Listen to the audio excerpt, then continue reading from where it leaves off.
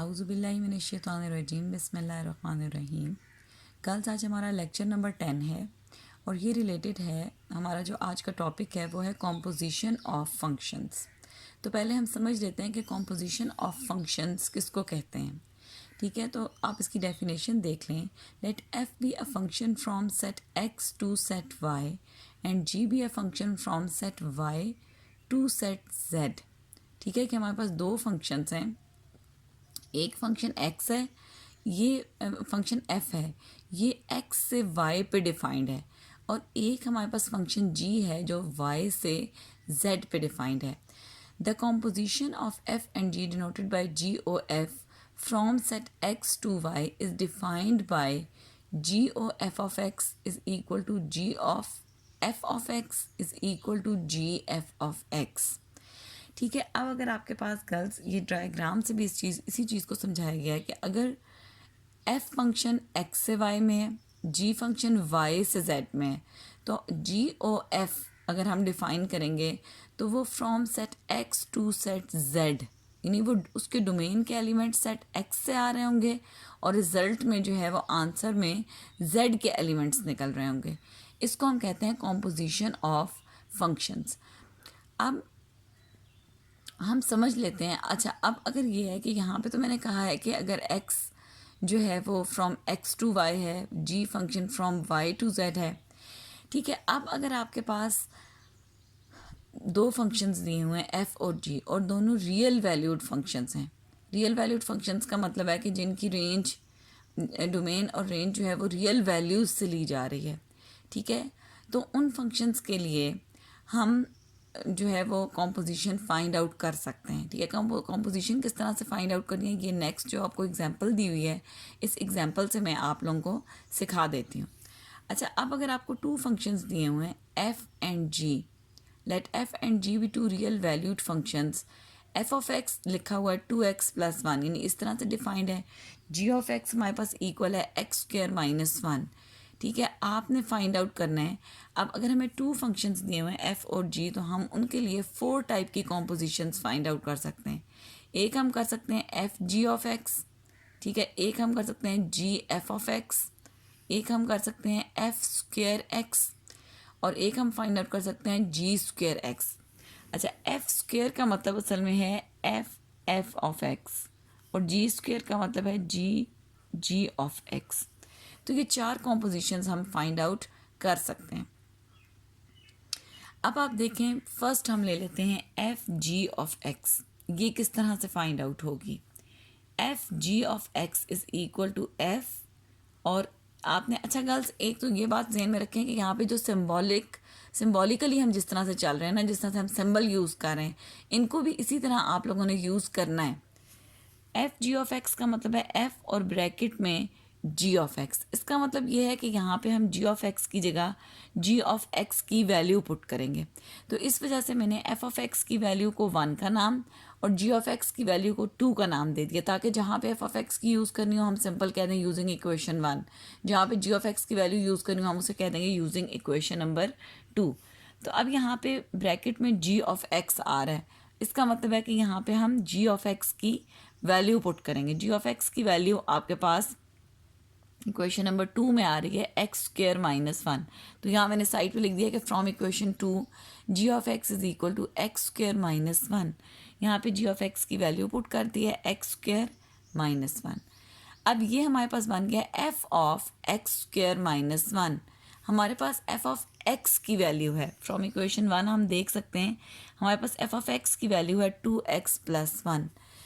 F of X equal to 2x plus 1 की value है, और हमें ये चाहिए F of X square minus 1, ये हमने फाइंड आउट करना है। अब देखें, अगर हमने F of X square minus 1 calculate करना है तो हम सिंपल ये कर सकते हैं कि आपके पास एफ ऑफ एक्स की वैल्यू दी हुई है। अगर हमें एक्स की जगह एक्स स्क्वायर माइनस 1 चाहिए तो हम इसी इक्वेशन नंबर 1 में एक्स की जगह एक्स स्क्वायर माइनस 1 पुट कर देते हैं, लेफ़्ट साइड पे भी और राइट साइड पे भी। देखिए मैंने यही किया है, एक्स की जगह लिख दिया एक्स स्क्वायर माइनस 1, यहाँ पे भी एक्स की जगह लिख दिया एक्स स्क्वायर माइनस 1।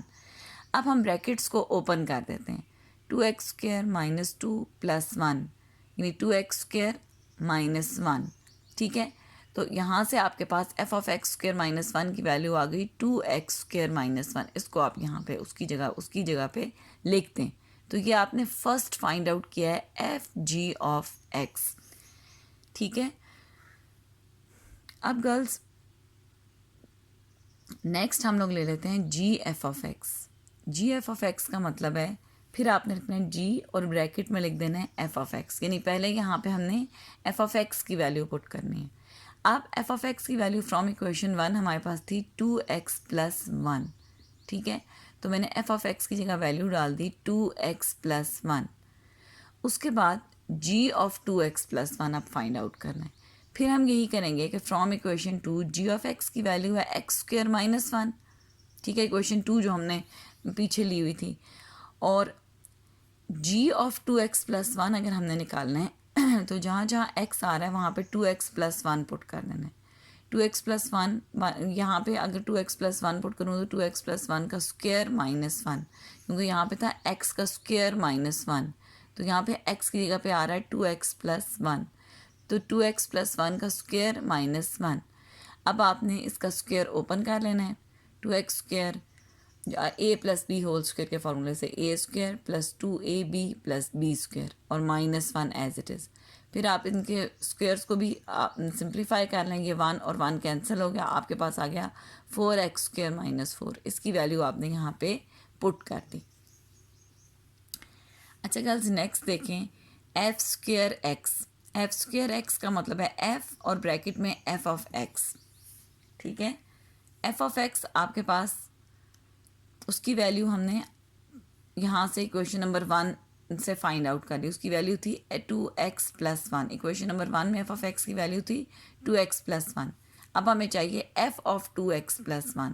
तो फिर हमने वही किया कि f(x) = 2x + 1, हमें चाहिए f(2x + 1), तो उसकी जगह हमने पुट कर दिया 2x + 1, ठीक है। अब यहाँ पे भी x की जगह पुट कर दिया 2x + 1। अब इसको ओपन कर लें, 2 2 = 4, 4x + 2 + 1, 2 + 1 3, ये बन गया 4x + 3 और इसका आंसर यहाँ पे लिख दिया। अच्छा गर्ल्स, ये जो हम साइड पे प्रोसेसिंग कर रहे हैं, ये प्रोसेसिंग भी आपने साथ इसके इसी तरह साइड पे लिखनी है ताकि पता हो कि ये वैल्यू किस तरह से आ रही है।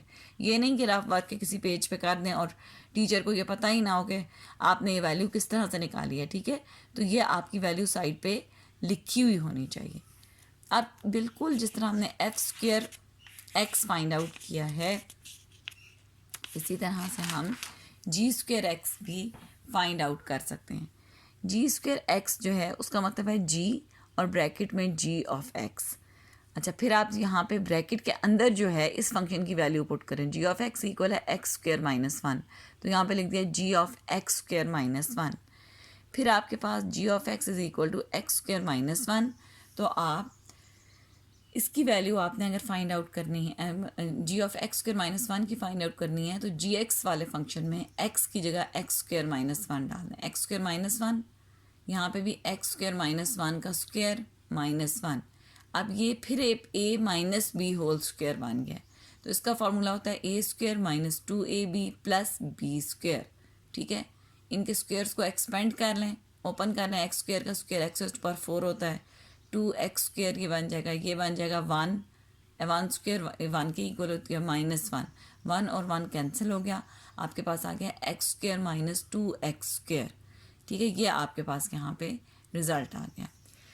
अच्छा, अब ये है, आपको ये बात समझ में आ गई कि 2 फंक्शंस अगर हमें दिए हुए हैं f(x) और g(x), तो आप उससे f(x) उन दोनों फंक्शंस को यूज़ करते हुए 4 टाइप की कॉम्पोजिशंस जो हैं वो फाइंड आउट कर सकते हैं। f(g), g(f), f² और g²। अच्छा गर्ल्स, एक चीज़ आप इसी एग्जांपल से नोट डाउन करें। हमारे पास f(g)(x) की वैल्यू आ रही है 2x² - 1 और g(f)(x) की वैल्यू आ रही है 4x² - 4, यानी f(g)(x) is not equal to g(f)(x), ठीक है। तो अब आप लोग अपनी जो है ना बुक का पेज नंबर 12 ओपन करें। यहाँ पे एक इम्पॉर्टेंट नोट दिया हुआ है अच्छा गर्ल्स, ये देखें, इंपॉर्टेंट नोट में आपको दिया हुआ है, it is important to note that in general g F of x is not equal to f ji of x, because g F of x means f is applied first then followed by g. यानी g F of x का मतलब है पहले f of x की value put करनी है, फिर उसका जी फाइंड आउट करना है, जबकि F ji of x means that G is applied first then followed by F. तो अब आपने याद रखना है कि जी एफ ऑफ एक्स और एफ जी ऑफ एक्स जो हैं वो नॉर्मली एक दूसरे के इक्वल नहीं होते। और दूसरी बात कि एफ अगर आपको दिया हुआ है 2 दफ़ा एफ अप्लाई करना है तो उसको हम लिखेंगे एफ स्क्वेयर। अगर 2 दफ़ा आपने 3 टाइम्स एफ अप्लाई करना है, एफ फाइंड आउट करना है, तो उसको हम कहते हैं F cube and so on. ठीक है, तो ये इंपॉर्टेंट नोट था जो कि आप लोगों को मैंने बताना था। ठीक है गर्ल्स, अब जिस तरह से मैंने एग्जांपल आपको करवाई है, एग्जांपल नंबर 1, ठीक है, बिल्कुल इसी तरह से आपकी जो एक्सरसाइज 1.2 है इसका फर्स्ट क्वेश्चन है। इसमें फंक्शंस आपको दिए हुए हैं एफ और जी। फर्स्ट पार्ट में देखें, एफ फंक्शन है, जी फंक्शन है।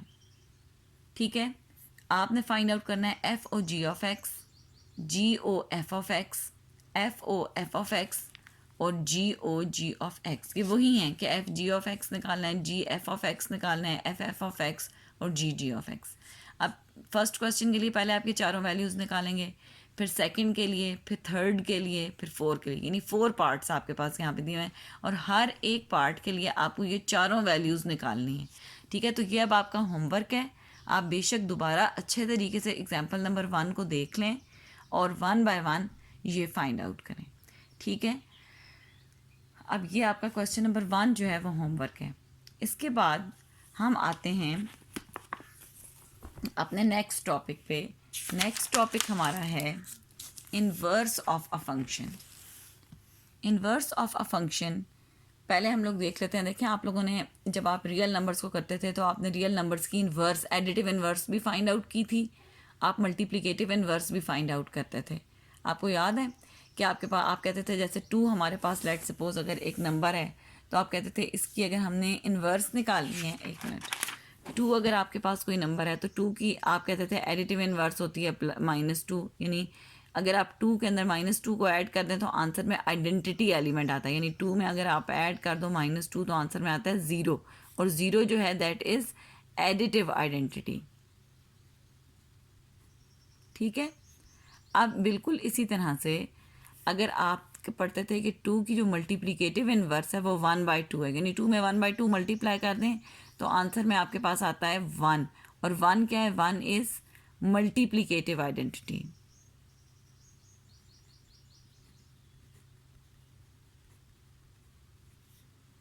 ठीक है, अब गर्ल्स, अब हमारे पास है कि हमने एक फंक्शन की इनवर्स फाइंड आउट करनी है। फंक्शन की इनवर्स फाइंड आउट करने का मतलब है कि आपको अगर कोई भी फंक्शन एफ गिवन है तो आप उसके लिए एक फंक्शन फाइंड आउट करें जिसको हम इनवर्स को हम एफ इनवर्स से डिनोट करते हैं, एफ के ऊपर छोटा सा -1 डाल के। अगर आप एफ इनवर्स फाइंड आउट करें तो रिजल्ट में आइडेंटिटी फंक्शन आए। ठीक है, या अगर आप एफ इनवर्स पहले भी लिख लें, F inverse of F find out करें तो भी रिजल्ट में आइडेंटिटी फंक्शन आए। तो इनवर्स जो है वो इस टाइप का फंक्शन होता है, यानी किसी भी फंक्शन के लिए ऐसा फंक्शन फाइंड आउट करना जिसको आप उस फंक्शन से जब मल्टीप्लाई करें तो रिजल्ट में आइडेंटिटी फंक्शन आए। अब हमने जब टाइप्स ऑफ फंक्शन की थी तो आपको याद है हमने आइडेंटिटी फंक्शन पढ़ा था वहाँ पे। ठीक है, तो अब ये भी हम दोबारा भी देखेंगे जब हम क्वेश्चन करेंगे, तो मैं आपको तब भी हम उसमें भी ये फाइंड आउट करेंगे। ठीक है, तो अब सबसे पहले हम इसकी डेफिनेशन देख लेते हैं। अच्छा, let F be a 1 function from X onto Y. The inverse function of f denoted by f inverse is a function from y onto x and is defined by x is equal to f inverse y if and only if y is equal to f of x। यानी अगर आपके पास दो आप set समझ लें, एक x है और एक y है, f फंक्शन डिफाइन मैप करता है x के एलिमेंट्स को y के एलिमेंट्स में, यानी x आप डोमेन में डालते हो, रिजल्ट में आपके पास y के एलिमेंट्स आते हैं। ठीक है, फॉर एग्जांपल आपने यहाँ पे f को value the small x, y की वैल्यू फाइंड आउट हुई स्मॉल y। ठीक है, अब f इनवर्स क्या करेगा, f इनवर्स अपनी रेंज लेगा, अपनी डोमेन लेगा आप y से, और आंसर में देगा x के एलिमेंट्स। और ये करेगा क्या कि अगर आप यहाँ डोमेन में y डालोगे तो ये रिजल्ट में आपको x देगा, वही स्मॉल x देगा। ठीक है, यानी आप यहाँ पे अगर लेट सपोज आप यहाँ पे y1 डालते हैं तो रिजल्ट में यहाँ पे x1 आंसर आएगा। ठीक है, तो आपके पास यानी अगर कोई फंक्शन दिया हुआ है f, ठीक है, उसकी डोमेन हम जहाँ से ले रहे हैं और डोमेन हम अगर x से ले रहे हैं और रेंज y से ले रहे हैं, तो जो f इनवर्स का फंक्शन है उसकी डोमेन सेट y में से होगी और रेंज जो है वो सेट x में होगी। दूसरी बात यह है कि अगर f ऑफ आपके पास अगर आ रहा है कि f of x is equal to y, यानी f में आप x डालते हो तो आंसर में स्मॉल y आता है, देन f इनवर्स क्या करेगा, f इनवर्स में अगर आप y पुट करेंगे तो रिजल्ट में आपके पास x आएगा। ठीक है, तो यही लिखा हुआ है कि x is equal to f inverse of y for all y belonging to y if and only y is equal to f of x for all x belonging to x। तो ये डेफिनेशन आप लोग इसकी याद रखें और फिर इंशाल्लाह मैं आपको यानी कि आगे जैसे जैसे यूज़ होता है आपको बताती जाऊंगी। अच्छा गर्ल्स, अब इससे एक बात तो क्लियर हुई कि f ऑफ x फंक्शन की जो डोमेन है यानी सेट x से जो हम ले रहे हैं वो f इनवर्स की असल में रेंज है। तो हमारे पास एक फार्मूला बन गया कि domain of f is equal to range of f inverse. ठीक है, और सेकेंडली जो रेंज है f फंक्शन की यानी set y, range of f is equal to domain of f inverse. ठीक है, अब यहाँ से हमारे पास गर्ल्स हमारे पास एक फार्मूला आ गया कि f की डोमेन f इनवर्स की रेंज है और f की रेंज f इनवर्स की डोमेन है। तो इसका मतलब है कि अगर हमें f की हमने पीछे क्वेश्चंस में किया है ना कि f की डोमेन और रेंज फाइंड आउट की है, तो अगर हम f की डोमेन और रेंज निकाल दें तो f इनवर्स की भी डोमेन और रेंज वहीं से फाइंड आउट हो सकती है। तो अब आप लोग देखें इस तरह के भी क्वेश्चंस आपके पास आते हैं। एग्जाम्पल नंबर 3 आपकी जो है बुक की वो आपको क्या दी हुई है, without finding the inverse state the domain and range of f inverse. f of x आपको गिवन है 2 plus under root of x minus 1। वो कह रहे हैं कि आप इनवर्स फाइंड आउट ना करें लेकिन f इनवर्स की डोमेन और रेंज फाइंड आउट करके बता दें। ठीक है, अब आपने यही फार्मूले यूज़ करना है, यानी हम क्या करेंगे कि इस फंक्शन से डायरेक्ट डोमेन और रेंज निकाल लेंगे। f ऑफ x की अब अगर हमने डोमेन निकालनी है तो आप देखें, आप याद है आपको आप किस तरह से करते थे, आप देखते थे कि x की कौन सी वैल्यूज़ के लिए अंडर रूट में नेगेटिव का साइन नहीं आ रहा क्योंकि इसमें अंडर रूट आ रहा है ना इस क्वेश्चन में। तो अब आप देखें अगर मैं यहाँ पे x इक्वल टू 1 पुट करती हूँ तो आपने डोमेन फाइंड आउट करने के लिए उसी तरह अपनी रियल लाइन ड्रॉ करनी है। ठीक है, रियल लाइन है 0 1 2 and so on, -1 -2 -3 and so on up to minus infinity. अब देखें अगर मैं यहाँ पे कोई नेगेटिव वैल्यू पुट करूँ यानी -1 डालूँ तो अंडर रूट में नेगेटिव का साइन नहीं आएगा। इसका मतलब है ये सारी नेगेटिव वैल्यूज़ पे ये फंक्शन डिफाइंड नहीं है। 0 पुट करें x की जगह पे तो तब भी आपके पास आता है अंडर रूट ऑफ -1, उस पर भी फंक्शन डिफाइंड नहीं है। अच्छा, अगर मैं यहाँ पे 1 पुट कर दूँ x की जगह तो ये आ जाएगा 1 - 1 दैट इज़ इक्वल टू 0। इसका मतलब है कि f ऑफ x जो फंक्शन है वह x इज़ इक्वल टू 1 पे डिफाइंड है और 1 से अगले नंबर्स पे डिफाइंड है। तो डोमेन ऑफ f क्या बन जाएगी, 1 से लेके इन्फिनिटी तक। पॉजिटिव साइड पे अगर हम जाते हैं तो हम इसे कहते हैं इन्फिनिटी, नेगेटिव साइड पे अगर हमने एक्सटेंड करना हो तो हम उसे कहते हैं माइनस इन्फिनिटी। तो इसकी डोमेन आपके पास बन रही है 1 से इन्फिनिटी तक। अब रेंज देखें, इसके रेंज के एलिमेंट्स कैसे हैं, यानी आंसर में कैसे एलिमेंट्स आ रहे हैं, 2 में ऐड करके देखें। फंक्शन डिफाइन ही ऐसे है 2 plus under root of x minus 1।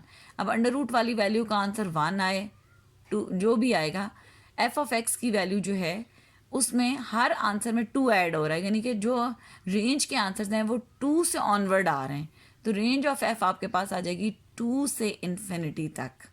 ठीक है, तो अब आपके पास क्या है, अब आप अगर डोमेन ऑफ f इनवर्स लिखना चाहते हैं तो वो इक्वल होती है रेंज ऑफ f, और रेंज ऑफ f क्या है 2 से इन्फिनिटी।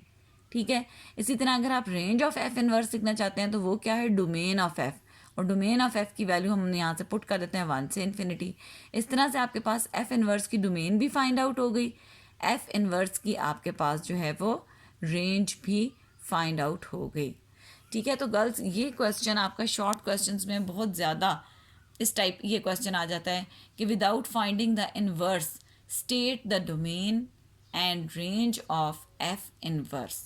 तो अब आपको मैं इससे रिलेटेड बता देती हूँ कि आप एक्सरसाइज 1.2 का क्वेश्चन नंबर 3 कर सकते हैं। ठीक है, do question number 3 of exercise 1.2 by your self, क्योंकि ये है, ये एक मैं आपको दिखा भी देती हूँ। गर्ल्स ये देखें, ये एक्सरसाइज 1.2 है और इसका क्वेश्चन नंबर 3, ठीक है, पेज नंबर 15 पे ये आप देख सकते हो। ये दिया हुआ है right without finding the inverse state the domain and range of F inverse. यहाँ पे अंडर रूट की फॉर्म वाले फंक्शंस भी हैं, बाई की फॉर्म वाले फंक्शंस भी हैं, हर टाइप के। ये हमने सारी टाइप्स जो है वो पढ़ी थी पीछे डोमेन और रेंज निकालने के लिए। तो आपने पहले क्या करना है कि जो भी फंक्शन दिया है इसकी डोमेन भी निकालनी है, रेंज भी, उससे एफ इनवर्स की डोमेन और रेंज फाइंड आउट करनी है। ठीक है, अब मैंने आपको यहाँ पे एग्जाम्पल नंबर 3 जो है ये करवाई है जो बुक में दी हुई है। तो अब आप अपना होमवर्क गर्ल्स नोट कर लें कि आप लोगों ने होमवर्क में क्या क्या करना है। आपने होमवर्क में 1.2 का क्वेश्चन नंबर 1 इसके पार्ट्स करने, ठीक है, और मुझे फिर फीडबैक भी दिया करें। अगर आपने कर लिया तो आप मुझे यही मैसेज कर दें कि मैम हमने कर लिया अपना काम। ठीक है, कुछ स्टूडेंट्स तो अपना काम मुझे व्हाट्सएप भी करती हैं और मुझे डेली का पता होता है कि ये काम कर रही हैं, लेकिन काफ़ी सारे स्टूडेंट्स जो हैं वो उस तरह से रिस्पांस नहीं भी करती। तो आप मुझे कम से कम बताएं कि आप, और कोई प्रॉब्लम होती है तो वो भी आप मुझे बताएं। ठीक है, और ये आपने क्वेश्चन नंबर 1 और क्वेश्चन नंबर 3 ये आप लोगों ने करना है। ठीक है गर्ल्स, ये आप लोगों का होमवर्क है। अच्छा गर्ल्स, अब नेक्स्ट जो है ना वो हम लोगों ने देखना है algebraic method to find inverse of function. यानी अगर हमने यहाँ पहले तो हमने डोमेन और रेंज निकाली है, अब अगर हमें कहा हुआ होता है कि आप inverse of function find out करके बताएं, तो वो हमने किस तरह से फाइंड आउट करनी है। गर्ल्स आप लोग देख सकते हैं कि एक्सरसाइज 1.2 का जो क्वेश्चन नंबर 2 है इसमें कहा हुआ है for real valued function F defined below find F inverse of x. तो पहले हम एफ इनवर्स ऑफ एक्स निकालेंगे, फिर इसके बाकी पार्ट्स उसी से फाइंड आउट होंगे। तो अब एफ इनवर्स ऑफ एक्स को फाइंड आउट करने का मेथड बिल्कुल ईजी है। मैंने इसी का क्वेश्चन नंबर 2 का सेकेंड पार्ट ले लिया है। F of X is equal to 3x³ + 7। ठीक है, इसकी F inverse of X find out करना है। तो सबसे पहले तो आप ये कर लें कि एफ ऑफ एक्स की जगह पर y लिख लें। ठीक है, y लिख के अब आपने इस इक्वेशन को इस तरह से सॉल्व करना है कि इसकी, वैसे ही एक फंक्शन इस तरह से डिफाइंड है कि एक तरफ y है, दूसरी तरफ x की एक्सप्रेशन है। आपने ये करना है सारी वैल्यूज़ y वाली तरफ ले जानी है और x की पावर 1 आनी चाहिए। तो अब देखिए, मैंने सबसे पहले मैं क्या कर सकती हूँ, 7 को इधर ले आऊँ, y - 7 is equal to 3x³। ठीक है, फिर आप 3 से डिवाइड कर लें दोनों साइड को, तो आपके पास आ जाएगा y - 7/3 is equal to x³। फिर आपको x का क्यूब ख़त्म करना है, तो क्यूब को ख़त्म करने के लिए हम दोनों तरफ पावर 1/3 ले लेते हैं। ये बन गया y - 7/3 की पावर 1/3 इक्वल टू x³ की पावर 1/3। यहाँ से हमारे पास आ गया अच्छा 3 की पावर 1/3 अगर हम ले रहे हैं तो 3 और 3 कैंसिल हो गया आपके पास, यानी x³ की पावर 1/3 में 3 और 3 कैंसिल हो गया, ये x रह गया equal to y - 7/3 whole raise to power 1/3। तो ये हमने पहला काम कर लिया।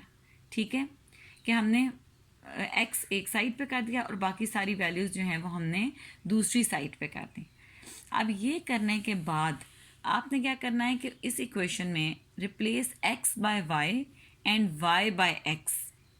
जहाँ जहाँ x है उसको y लिख दिया और जहाँ जहाँ y था उसको x लिख दिया, यानी रिप्लेस कर दिया सिंपली। जो x था वहाँ y लिख दिया, जहाँ y था वहाँ पे x लिख दिया। ये इक्वेशन हमारे पास आ गई। इस इक्वेशन को मैंने यूं करके लिख दिया कि y is equal to x - 7/3 की होल पावर 1/3। ठीक है, और ये जो असल में अब फाइंड आउट हुई है वैल्यू, ये f इनवर्स ऑफ x है। तो हम y को लिख सकते हैं f inverse of x। f inverse of x हमारे पास आ गया x - 7/3 की पावर 1/3। तो ये स्टेप्स फॉलो करके आप f inverse of x find out कर सकते हैं। यानी आपने क्या किया है, f ऑफ x में f ऑफ x को y से चेंज किया। ठीक है, फिर आपने एक्स की वैल्यू को इधर रहने दिया, बाकी सारी 1/1 इधर लाते गए लेफ्ट हैंड साइड पे। पहले y माइनस 7 हो गया 3x³, फिर 3 से डिवाइड कर दिया, x³ is equal to y minus 7/3। फिर आपने होल पावर 1/3 दोनों साइड्स पे ले ली। फिर आपके पास जब पावर आ गई तो यहाँ पे x equal to some value answer आ गया, यानी x एलिमिन अलग हो गया बिल्कुल। अब आपने क्या करना है, रिप्लेस कर देना है x by y and y by x। जहाँ जहाँ x था वहाँ y लिख दिया, जहाँ जहाँ y था वहाँ x लिख दिया। उसके बाद आपने क्या करना है कि y, अब जो इक्वेशन बन रही है इसमें y को लिख देना है f इनवर्स ऑफ x, क्योंकि ये f inverse of x find out हो गया है। अब girls f inverse of x find out हो गया, मेथड हमारे पास यही है फंक्शन की इन्वर्स निकालने का। अब देखें जो क्वेश्चन नंबर 2 आपको दिया हुआ है, इसमें आपको कहा हुआ है f इनवर्स ऑफ x भी निकालें, f इनवर्स ऑफ -1 भी निकालें। तो f इनवर्स ऑफ -1 सिंपल क्या है कि f इनवर्स ऑफ x वाले फार्मूले में x की जगह -1 पुट कर दें तो f इनवर्स ऑफ -1 हमारे पास आ जाएगा। ठीक है, तो अब ये मैंने यहाँ पे यही किया है, f इनवर्स ऑफ -1 निकालना है। अच्छा, मैंने पहले ये कर दिया है कि f ऑफ x वाली जो इक्वेशन है उसे इक्वेशन 1 कह दिया है, f इनवर्स ऑफ x वाली इक्वेशन को इक्वेशन नंबर 2 कह दिया, क्योंकि दोनों ही मुझे यूज़ करनी पड़ेंगी। तो पहले मैंने इक्वेशन नंबर 2 जो f इनवर्स ऑफ x किया है, इसमें x की जगह -1 पुट कर दिया। जब -1 पुट कर दिया तो क्या आ गया, f of -1 equal to -1 -7/3 raise to power 1/3, ये आ गया -8/3 की पावर 1/3। ठीक है, ये इसका आंसर है। फिर आपको जो सी पार्ट दिया हुआ है या कहा हुआ है कि and verify that f inverse of x equal to f inverse of f of x is equal to x। ये भी आपको 1.2 का जो बुक है इसी में आपको इसका साथ दिया हुआ है, and verify that f inverse of x equal to f inverse of f of x is equal to x। अब ये वेरीफाई करने के लिए हमें f इनवर्स ऑफ x भी निकालना पड़ेगा, f inverse f of x, यानी दोनों वैल्यूज़ निकालनी पड़ेंगी और दोनों का आंसर x आना चाहिए। तो अब ये सिंपल कॉम्पोजिशन ऑफ फंक्शंस है। ठीक है, यानी और ये भी कॉम्पोजिशन ऑफ फंक्शंस है जो हम लोगों ने लेक्चर के स्टार्ट में सबसे पहले किया है। तो अब आपने f इनवर्स ऑफ x निकालना है, तो आपने f और f इनवर्स ऑफ x की वैल्यू यहाँ पे क्वेश्चन नंबर 2 से डाल दी। ठीक है, जो आपने फाइंड आउट की हुई थी। फिर आपने f इस वैल्यू को आप निकालना है। f ऑफ x आपके पास था 3x³ + 7, उसमें आप x की जगह 3x - 7/3 रेज टू पावर 1/3 डाल दें। इस साइड पे डालेंगे तो इधर भी डालेंगे, उसको आप सॉल्व कर लें। ये था 3x³ + 7, तो 3 ये x की वैल्यू, x की जगह पूरी वैल्यू आ गई, x - 7/3 की पावर 1/3 का क्यूब + 7।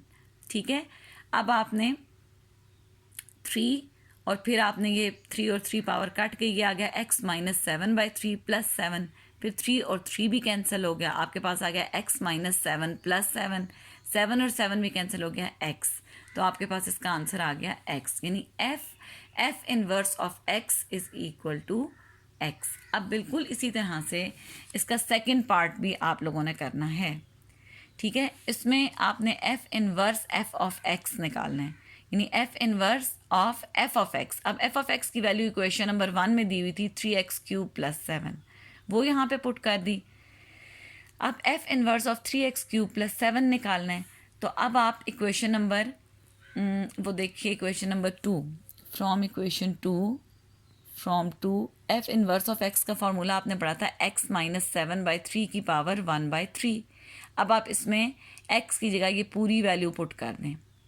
ठीक है, यहाँ भी पुट कर दी, यानी इसकी लेफ़्ट साइड पे भी इसकी राइट साइड पे भी, उसको सॉल्व किया तो आंसर x आ गया। इसका मतलब है कि it is proved that f inverse of x is equal to f inverse f of x is equal to x। तो ये शॉर्ट क्वेश्चन में भी आ जाता है, लॉन्ग क्वेश्चन यानी शॉर्ट क्वेश्चन में आएगा तो इसका कोई एक पार्ट आएगा, सिर्फ कहा हुआ होगा f इनवर्स ऑफ x निकालें, या आपसे एक आध पार्ट, और 5 मार्क्स का अगर ये आता है तो फिर ये इसके तीनों पार्ट्स आपके आ सकते हैं। ठीक है गर्ल्स, आप इससे रिलेटेड एक्सरसाइज का क्वेश्चन नंबर 2 है, उसका एक पार्ट मैंने आपको ट्राई करवा दिया है, एक पार्ट आप लोगों ने, बाकी 3 पार्ट्स हैं वो आप लोगों ने करके देखने हैं। ठीक है, और अगर कोई प्रॉब्लम है तो आप मुझसे व्हाट्सएप करके पूछ सकते हैं। ठीक है गर्ल्स, तो अब आप अपना होमवर्क कंप्लीट करें, और होमवर्क आप लोग अपना कंप्लीट कर लें, और कल तक के लिए आपको अल्लाह हाफिज़। अस्सलामु अलैकुम।